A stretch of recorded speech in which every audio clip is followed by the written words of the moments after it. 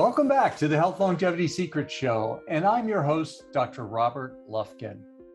It's not enough for medical researchers to understand the methods of Alzheimer's prevention using lifestyle and other tools. This message must also be delivered to frontline healthcare workers and the public at large. Peggy Sarland loves to bring the power of great storytelling to broadcast, advertising, museums, books, and songs. She has hosted 2 acclaimed online series on Alzheimer's disease and brain health, garnering more than 4 million views. And she also wrote books that accompany these programs. Peggy is also a singer-songwriter performer who just released her 2nd album. Her website is www.peggysarland.com. And now, please enjoy this interview with Peggy Sarland. Hi, Peggy. Welcome to the show. Hi, Dr. Lufkin. Thank you so much for having me on. It's so great to be here. I have to say that I'm a fan of your work in the book. This book, Awakening from Alzheimer's, and the programs that you've produced, the educational programs on Alzheimer's disease, I have to say are the best ones I've ever seen. And I send all my patients and anyone interested in Alzheimer's disease, I refer them to your excellent programs. And we'll have the links to those in the show notes. And I can't wait to talk about that. But before we do, I thought maybe we just take a moment and tell us a little bit about sort of your background and how you came to be so interested in this fascinating area. Well, I'm a writer. I'm a freelance writer, and my publisher, Lee Euler, called me in 2012, and his mother had just passed from Alzheimer's. And because he's in the health market, he's always looking for the alternative remedies, the little known treatments that, mainstream media doesn't know. And he'd just been through this tragic experience with his mother of really nothing that the medical establishment could offer her. And he said, can't we do better? Can you look, is there a book here? So I started to look. At this point in my own life, I had absolutely no personal experience with brain problems. And I said to him, I don't know, I'll look. And I started looking. This was 2012.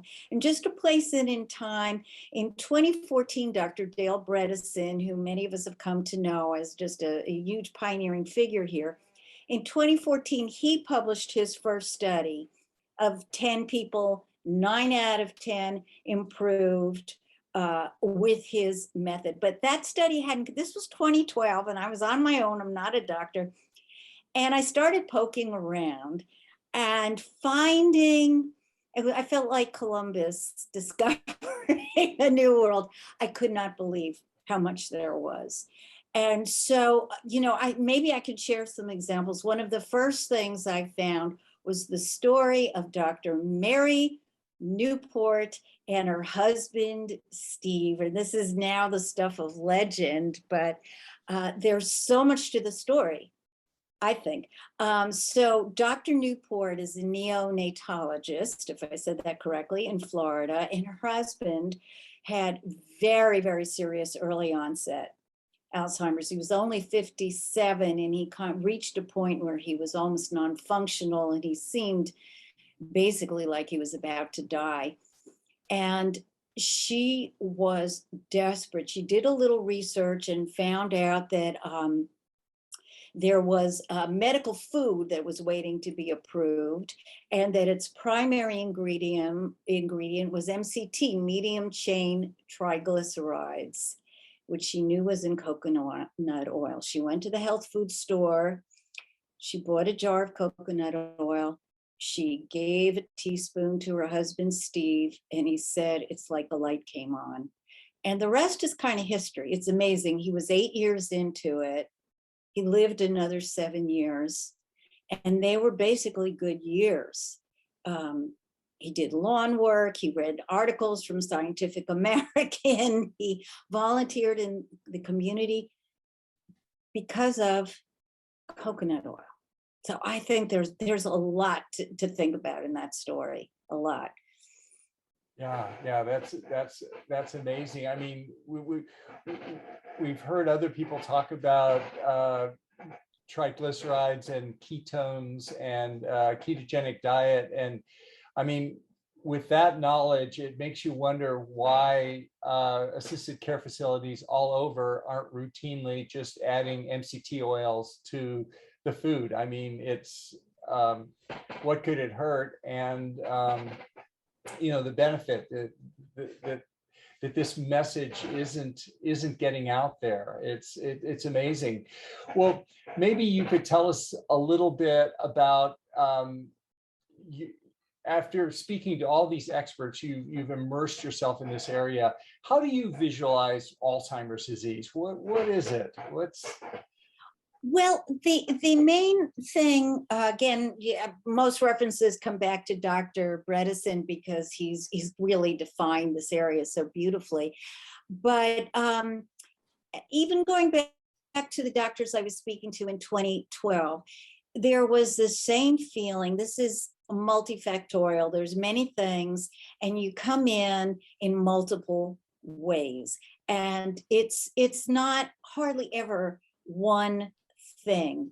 It's several things, and it's amazing if you know to look for them, how empowered you can be. I mean, the primary thing to understand is that this is possible. You can do something, and you can change the whole trajectory of this by keeping on trying, coming at it from different angles. And that is really, rather than waiting for the perfect pharmaceutical pill to come along and just passively waiting, it's actively improving your health in many different ways. I mean, to give an example, I spoke to a Dr. Pamela Wardian Smith. She told me she had a 67-year-old patient who showed up to her office 4 hours late because she'd been driving around for 4 hours getting lost. And she only lived a few blocks away, but she was that disoriented at age 67. So Dr. Smith looked her over and she found out, wait a second, she's got a lousy diet. She's not sleeping. She's very low in B12. And her memory hormone, which I'm going to attempt to pronounce pregnenolone, something like that. Yeah, was so low that it was undetectable. So, what is the cause of her dementia? It's all those things. It's not, you have to do all of them. You can't, if you raise her, if you optimize her hormones, but she's still not sleeping, she's still eating a lousy diet. It's all of them together. So this woman, the 67-year-old woman, Sally, recovered enough. She's now 80, and she's running a 5-star restaurant with her son. She went into business with her son. So that story kind of typifies to me the potential if you address it in many ways. Yeah. So Alzheimer's disease, I guess, is very challenging because it is so multifactorial. If you think about it, of all the major chronic diseases that we face, heart attack, stroke, even cancers, the medical system has come up with some type of at least initial treatments. But for Alzheimer's disease, as you pointed out, there is no drug that reduces the symptoms of Alzheimer's disease. And this is literally despite the greatest minds in science and medicine working on it for 30 years with essentially a blank check and unlimited financial resources. Yeah, so, exactly. And yet the answer appears to be right in front of our noses, that with lifestyle changes and identifying, as we'll talk about, toxins and other factors and hormone imbalances, by just identifying these things, we can actually prevent or reverse Alzheimer's disease and certainly halt its progression, I guess. I'm wondering, why aren't people shouting this from the rooftops? Why is there such resistance from the healthcare establishment to deliver this message? I don't feel it's politicized like some of the COVID things are. It doesn't make sense. What's your take on it? It's so Maggie? frustrating. It's so frustrating. If we go back to the Dr. Newport story, she had this unbelievable discovery. She was there so early. She tried to tell doctors about it. She couldn't get anybody to listen to her. She and her sister would fly to medical conferences. They wouldn't let them in, but they'd stand in the hallway and hand out literature. There was such resistance to this. And speaking, a very common theme of the doctors whom I have interviewed is tremendous frustration with their colleagues who just don't seem to be curious about finding things that are working. And this is why programs like this, and the work I'm trying to do, others are trying to do, I mean, eventually it's got to be groundswell as more people hear it, as more caregivers hear it, and go to the doctors and say, look into this. It's so frustrating. You mentioned the drug, why keep doing things the same way? You mentioned all the money, billions of dollars spent in drugs, but all the drugs have taken the same approach. It doesn't matter. They all take the same approach of let's get rid of the amyloid plaque in the brain. But that's conclusively the wrong approach. None of them work. You can get rid of the plaque and it doesn't get you better because the plaque is there performing some kind of a protective purpose to some kind of insult, and you need to find the insult. So I think there's a lot of frustration that the medical establishment hasn't been a bit more curious. It's almost as if our healthcare establishment, and by healthcare establishment, I speak as a product of that. I've spent 30 years in a medical school teaching, and I still am at a medical school teaching. But it seems like our healthcare delivery system, as it is optimized for a pill or a prescription. I can write an insulin prescription in 30 seconds, but in order to counsel the patient, instruct them how to remove carbohydrates from their diet, and then not need insulin at all as a type 2 diabetic, that would take longer than the 7 minutes I'm allocated for the interview. And it seems like the lifestyle changes that are at the root for reversing many of the causes of Alzheimer's, not all of them, the toxic and some of the hormones and deficiencies we'll talk about, but the lifestyle changes, at least, it's going to require rethinking how the healthcare system works and re-incentivizing somehow to fully embrace this. Yeah. Even lifestyle itself sort of has a bad name. When people think lifestyle, there's so many conflicting opinions about just, eat well and exercise more. There's still a lot of disagreement on what eating well is. Although I think for Alzheimer's disease, there's a consensus about, ketogenic diets and all, but it's frustrating, as you say, that with our colleagues, that this message isn't getting out because people are dying and people are being harmed because of it every day. I have kind of a perfect example of the difference between the two approaches, because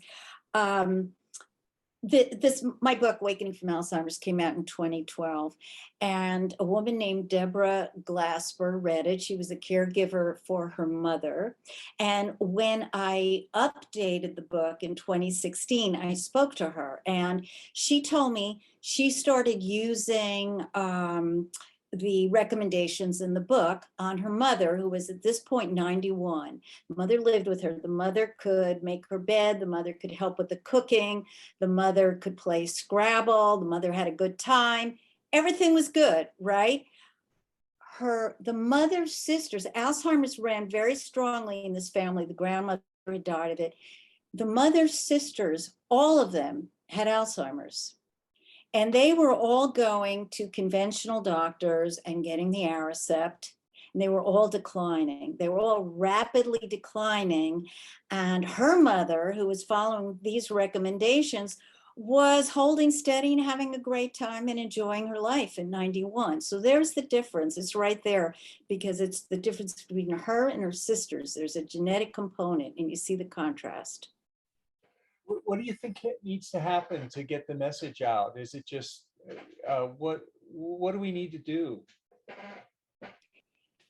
I think what you're doing is great, and I'm going to be doing hopefully another series. I'm planning that now, and a podcast as well.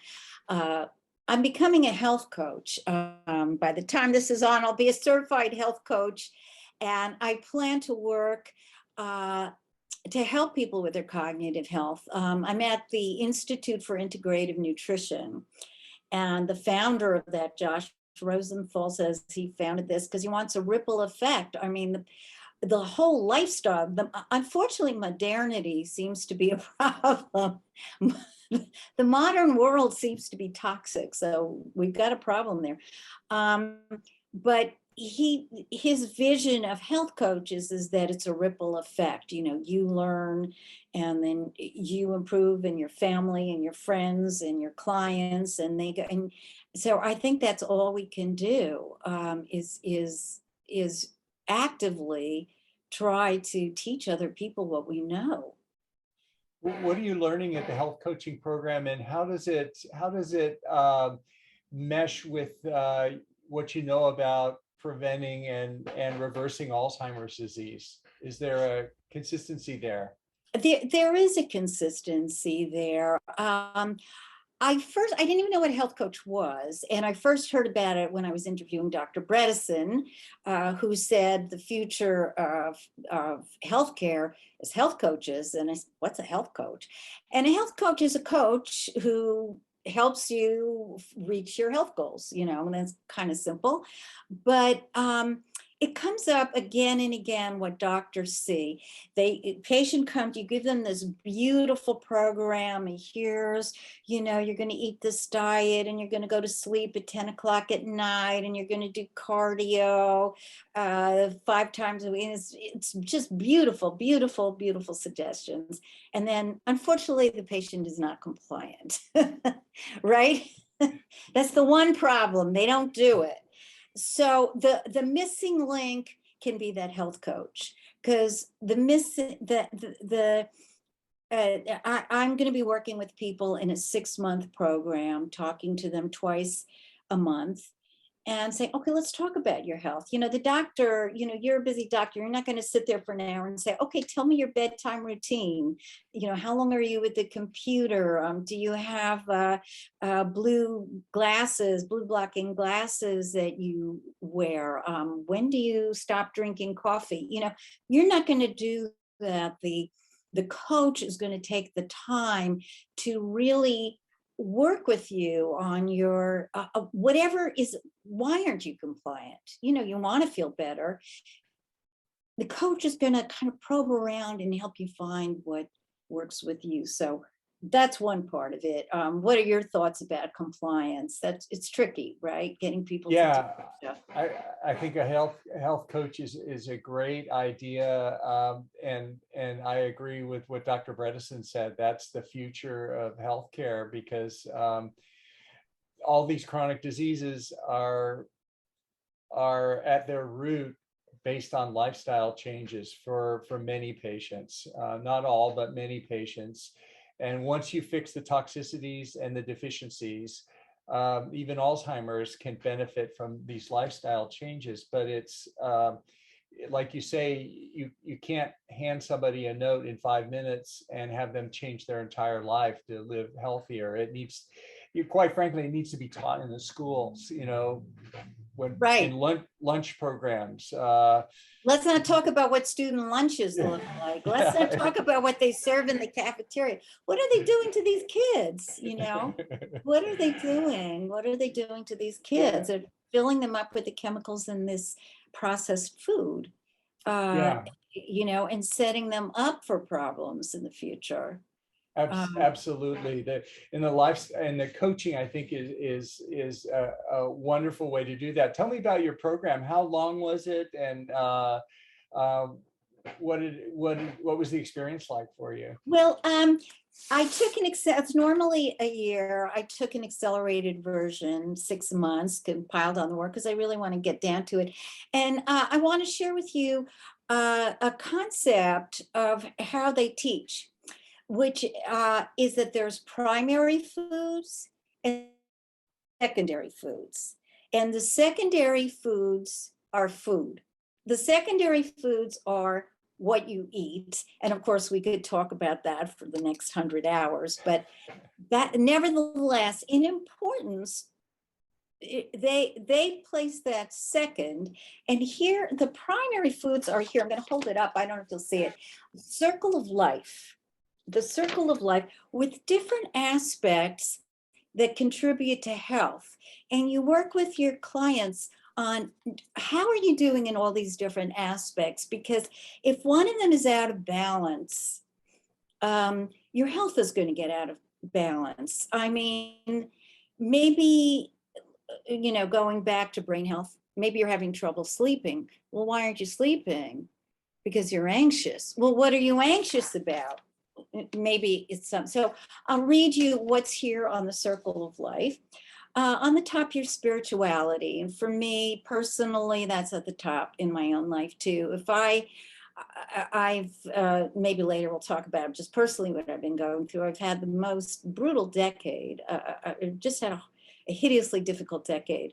And I couldn't get through it without spirituality. And I do just want to say the standard thing that doctors say is meditate. And maybe you could talk about, from your imagery of the brain, maybe you can tell us what meditation does to the brain that they recommended so highly. But for me, I just have never been that interested in meditating. For me, spirituality is prayer.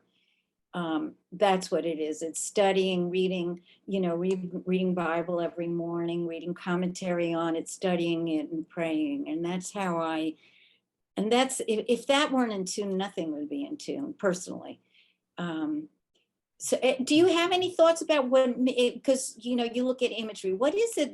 Why are doctors so excited about recommending meditation?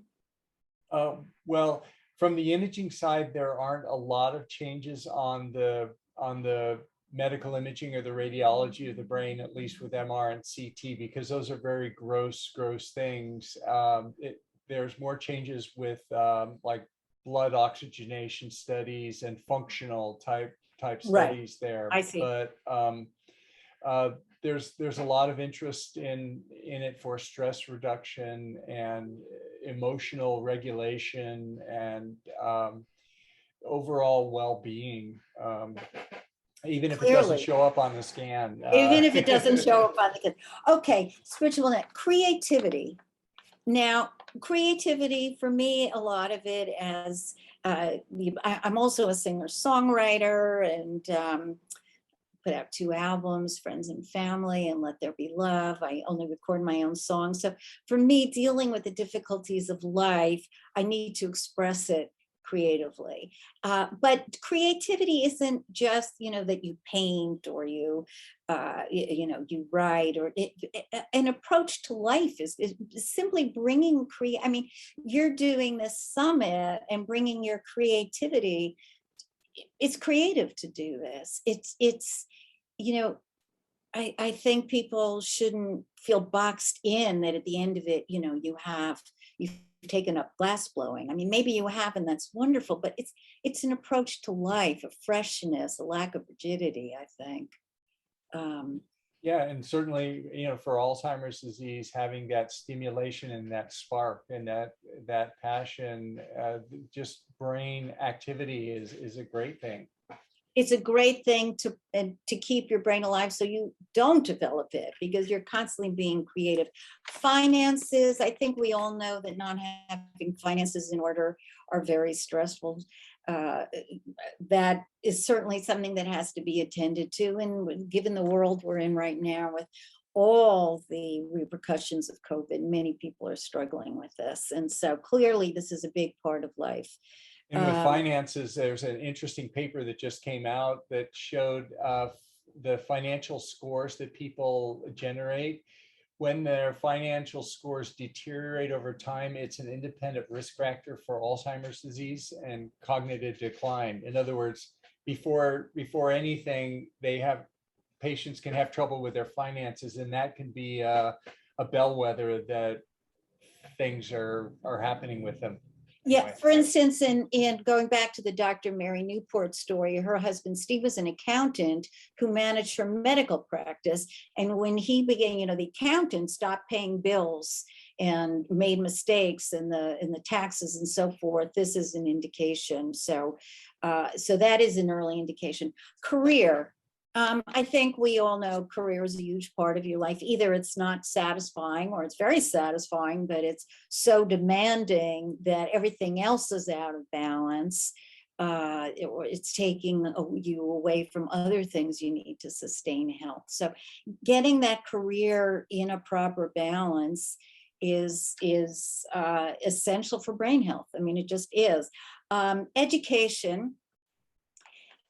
Education, there are studies that people who are well educated are less prone to Alzheimer's, or even from autopsies, they may even have had Alzheimer's, but they never showed it because there was so much resilience in their brain. There was so much synaptic density from that they overcame it, But education to me isn't necessarily degree, it's lifelong learning.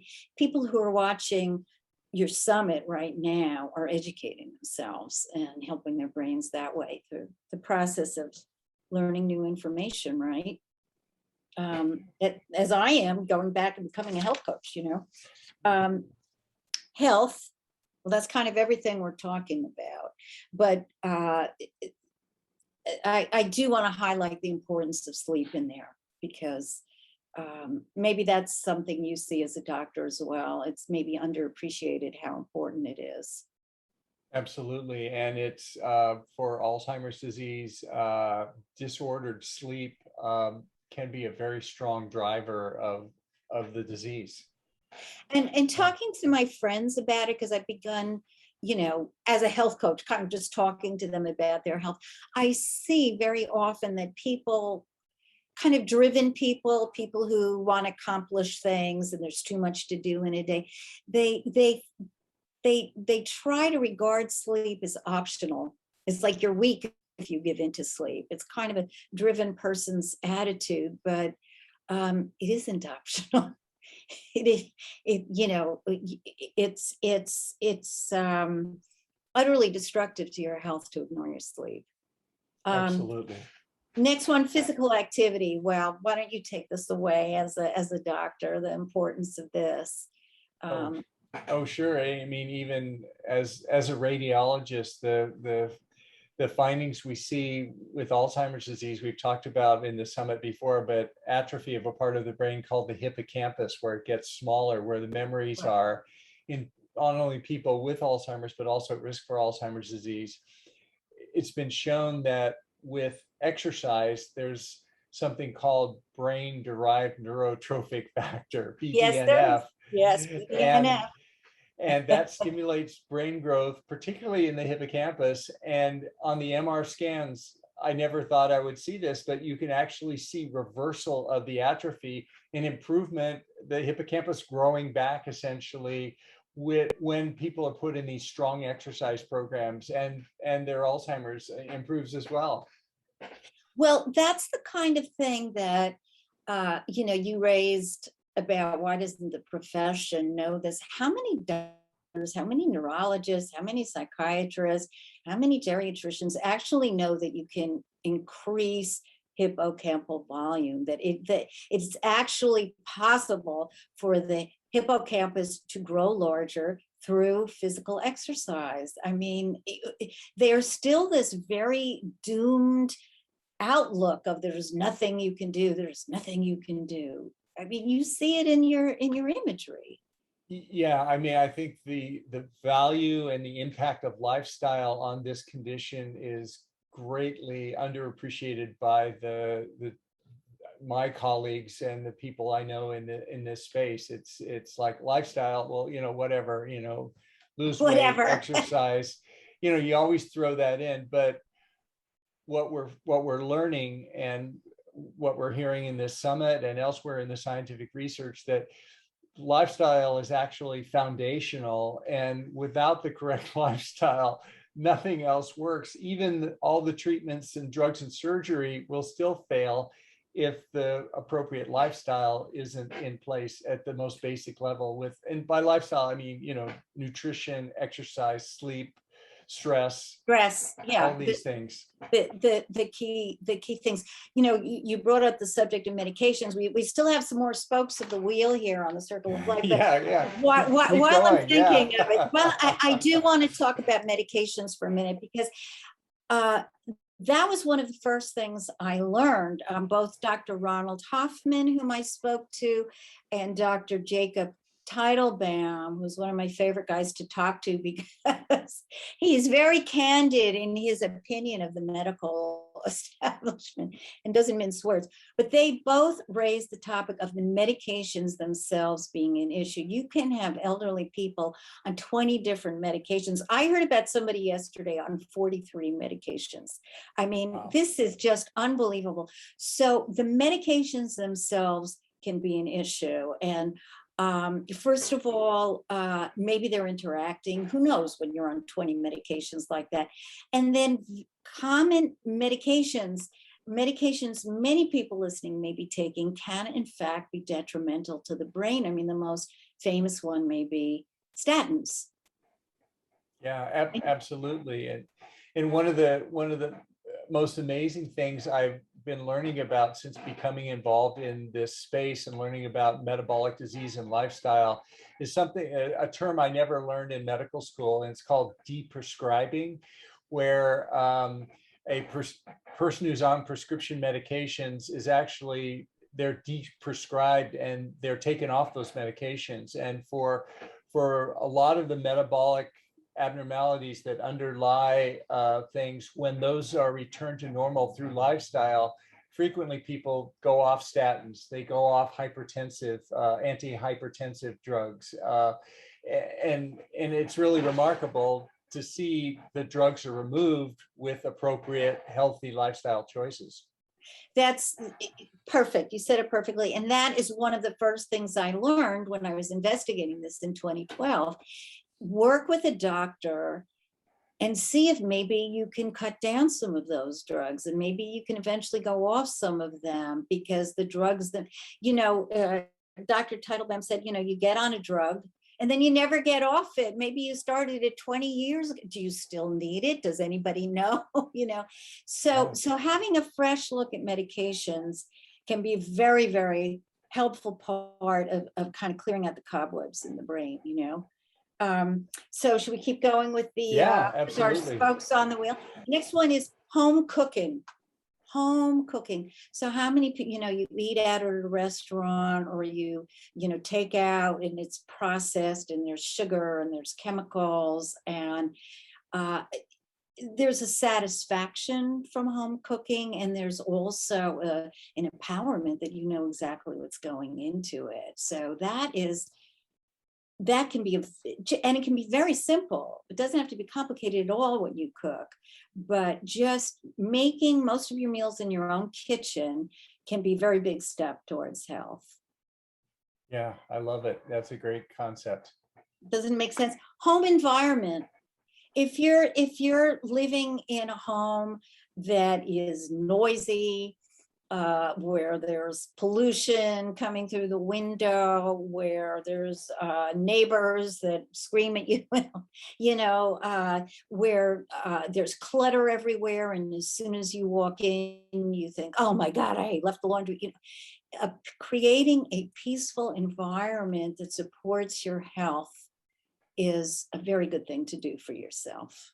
Yeah, absolutely. And with home environment, I'd add one more thing, which is mold, dampness and mold. It can, of course, mold, the mycotoxins from the mold can be a cause of cognitive impairment and drive Alzheimer's disease. So yeah, the home environment is very important.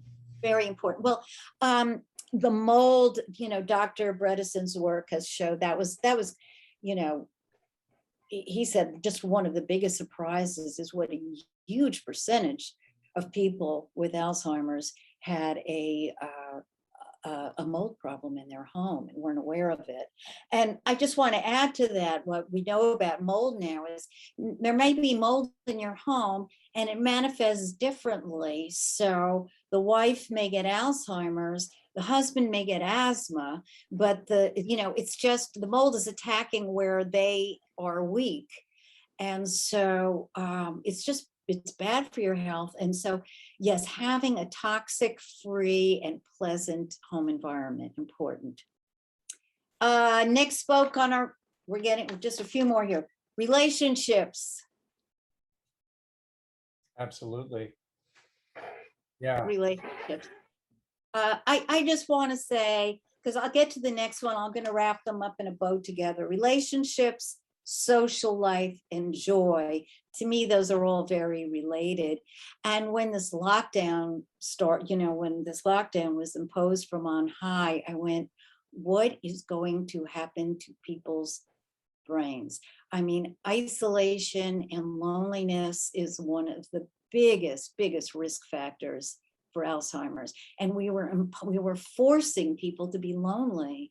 The stimulation of doing new things and meeting new people and talked about spirituality, going to church. Think of all the things church does. You go to church. It's not just your spirituality. You're seeing people, you're meeting people. A lot of people, one of the doctors, Dr. Vincent Fortinese, told me that many people tell him the only time they ever feel the touch of another human being when they get elderly is when they shake somebody's hand at church. And just touching another person is good for your brain as well. It releases serotonin and all, just we're meant to be in contact.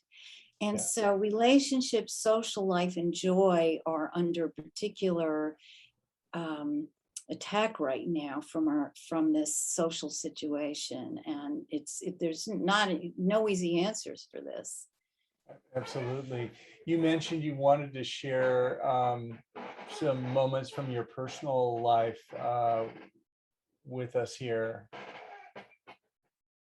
Yeah, well, as I said, when I got into learning about the brain and working on the brain, it was completely intellectual work. It had nothing to do with me personally. I didn't know a single person affected by it. But unfortunately, the year it was published, 2012, shortly after it came out, my husband had a massive stroke that left him permanently disabled. And he was 6'4", so having a 6'4" paralyzed person to deal with is, I don't wish it on my worst enemy. And it was very tough, and I had to put him I was caring for him at home for a long period of time, and then I put him in a nursing home. You mentioned why don't they give MCT? I used for him the things that I learned, and I was trying to feed him the healthy foods and to give him supplements that I thought would be helpful, and taking him to doctors who gave him remedies that aren't well known, like rhodiola, adaptogens and things like this. So we did the best we could, but he was in the nursing home for 7 years. And then I'm just going to quickly skip over this so I don't cry, because I don't want to get caught too much in, because it's recent. He passed away in January. Our governor, I live in New York, Governor Cuomo put in COVID patients into the nursing homes, and many people lost their lives as a result of that. And my husband, well, without going into the story too much, eventually passed away from the after effects of that. Sorry for So your loss. yeah, it's so been sorry. it's been really tough, and I've needed to take care of my own brain during this, because stress just eats away at the brain. Unmanaged stress is unbelievably corrosive to health, including brain health. And I And just, especially, yeah, and especially for caregivers, when we're focusing on taking care of someone else, we may overlook things in ourselves, and we need the caregivers need to be strong and take care of themselves as well. It's so important. well, I feel so grateful that I had learned this information. I mean, it was a job, it was a writing job, but I feel like it saved my life. I mean, I don't know how I could. I mean, I'm in good shape. I'm resilient. I'm managing through all these just horrible things I've been dealing with. Because I do try. Dr. Daniel Amen was one of the doctors I interviewed, and he said he kind of teaches his kids almost at every minute, is this good for my brain? Is this bad for my brain? Everything that comes along. Is this good for my brain? Is this bad for my brain? That's not a normal way people think. But I've trained myself to do that. So even like, for instance, I just said to you now, I'm going to tell this part of the story quickly because I don't want to get sucked down into the emotion. It's like, I don't want to do that to myself. I just don't want to go into all those emotions. So I just kind of sped over it. That's an example. But certainly how I eat and, all the self-care stuff. Mhm. Yeah. What you mentioned you're working on a new program, educational program that's going to be coming out. Is that something you can talk about yet, or is that still It's a in the little too future? early. Yeah, it's a little Okay. too early, and there'll also be podcasts, but I want to keep updating because I think that the story, what's happened since 2012 when this book was published, as far as I know, it's the first book to claim that Alzheimer's can be reversed. So much has happened, and one of those things is, we keep coming back to Dr. Bredesen. It's not just that he has published 2 studies now, or 3 studies, and written books that have been bestsellers. His current book is called The First Alzheimer's Survivors. So there it is right there. But he's trained hundreds of doctors in his method. So there are now so many doctors who know this, and they're a resource for you. You can look up, Bredesen protocol doctor in your area. And so that's an example. And then every doctor who knows about this is now fine tuning it. And another, you're going to be speaking to Dr. Heather Sanderson. There's another resource. She's opened up the first residential home, Marama, designed for Alzheimer's patients to live in temporarily. So using these methods, their brain health can be restored and they can go back and live independently. Hey, there's a resource that wasn't there before. Yeah, that's remarkable. Yeah, it's such a great concept that these are Alzheimer patients that are going there temporarily to get better, and then they return to their lives. Wow. It's Yeah. unbelievable. Yeah, I mean, it's so great. Yeah. And then, of course, there's more and more kind of devices. There's people may have heard of Brain HQ, a game you can play online that's very highly regarded. It was developed by an extremely eminent neuroscientist. So that's something you can do. There's an app called Brain Tap, which you can use for sleep and for stress and other things. And there's a device you can get to go along with it that does light therapy as well. There's just more and more stuff out there. for you to use. And so I want to keep on top of all this and keep people updated about what the latest thinking is and what are the latest resources. Yeah, we'll have a link to your podcast down below too. So when will that start? It probably not till 2022. So, but in the meantime, people can go to, you can get my book at Amazon, which is just chock full of good information, such as we've been talking about, Awakening from Alzheimer's. And you can go, you can write to me if you want through my website, peggystarlin.com. Okay. Yeah, you can write to me there, peggystarlin.com. And well, as an expert in this area, after talking to all these folks in the field, I have to ask you, what, if you're comfortable sharing, what your personal lifestyle choices are and how are they informed by what you've learned by going through this whole journey? Well, let's talk about nutrition, because we talked about, this is the primary plate, is things like this. Yes. What's the secondary plate, which is actually food, and what I found for me, we've heard now, the Dr. Newport story was kind of the introduction to the concept that fats, the right kind of fats, can be very healthy for the brain. And many doctors are still absolutely terrified of the very word fat, as are many dietitians and nutritionists. But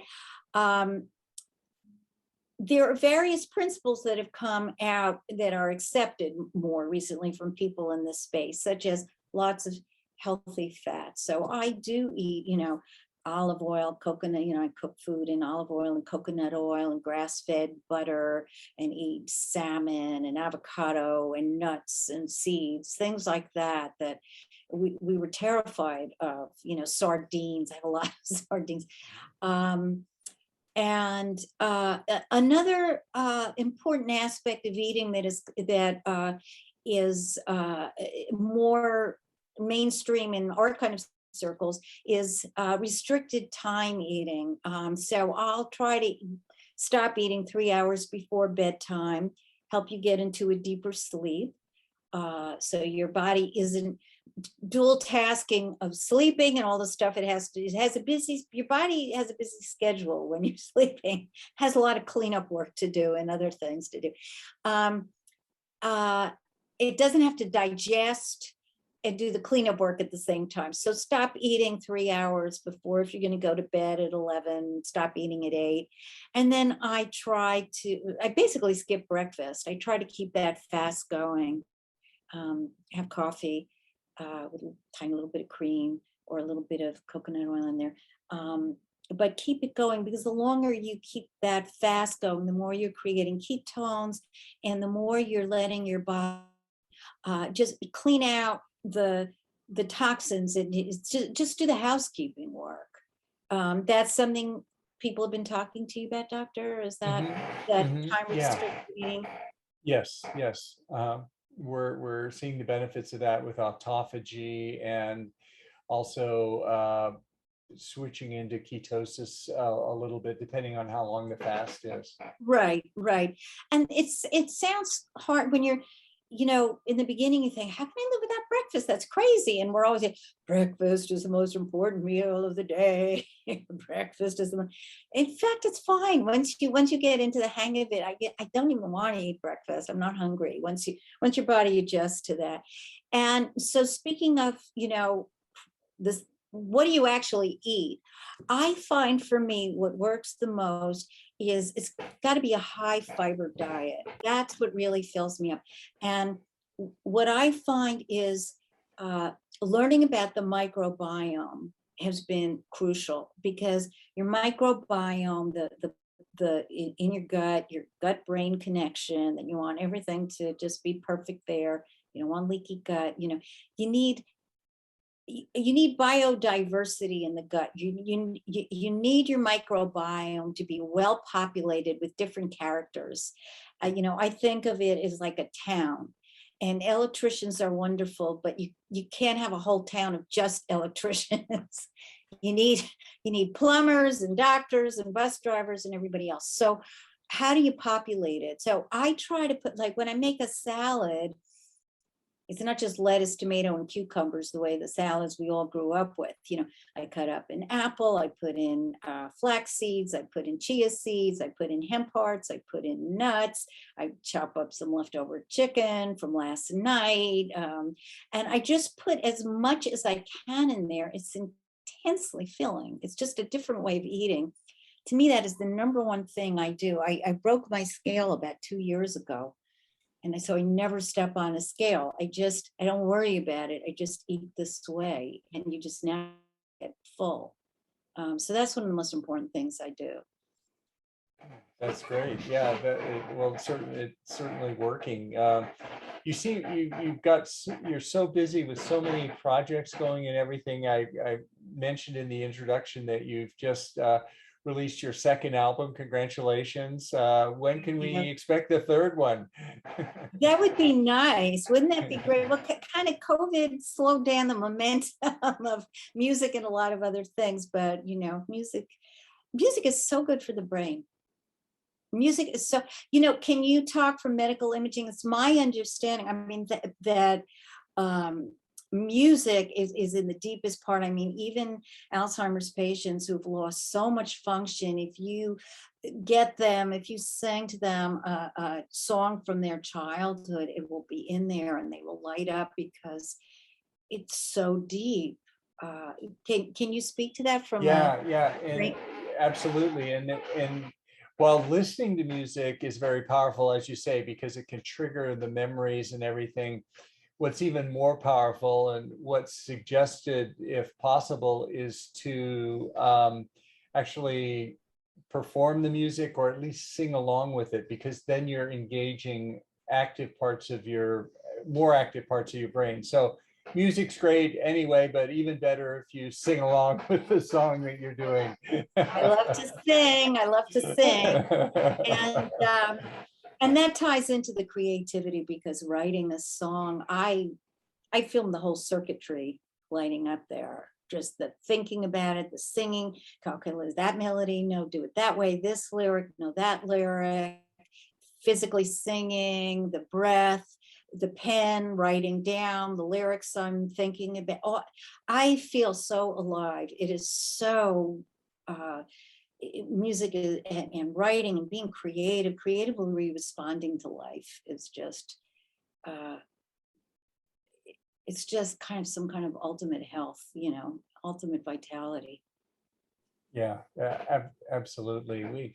We've the members of the audience who want to follow your album or also hear about your podcast or the new program that you're putting together can find that all on the website that I'll update it.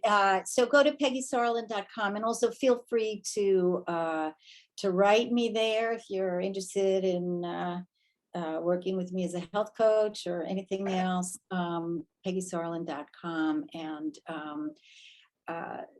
I'd love to hear from you. And I wish everybody in the audience, I wish you a wonderful, high-functioning, long-lasting brain, because your brain's in charge of everything else that happens. So we all need it.